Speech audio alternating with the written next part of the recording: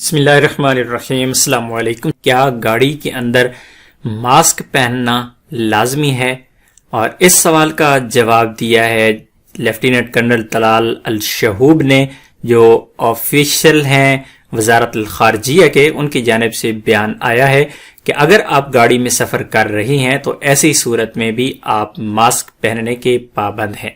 صرف 2 صورتوں میں آپ ماسک نہ پہنیں تو آپ کو رعایت ہوگی۔ پہلی صورت اس میں یہ ہے کہ آپ گاڑی میں اکیلے سفر کر رہی ہیں، آپ کے ساتھ کوئی اور نہیں ہے۔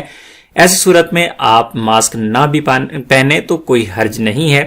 اور دوسری صورت یہ ہے کہ آپ کا تعلق ایک ہی فیملی سے ہے اور آپ ایک ہی گاڑی میں سفر کر رہی ہیں، یعنی اپنی فیملی کے ساتھ آپ سفر کر رہی ہیں تو آپ ماسک نہ پہنیں گے تو کوئی مسئلہ نہیں ہے، ادروائز آپ کو ماسک پہننا پڑے گا۔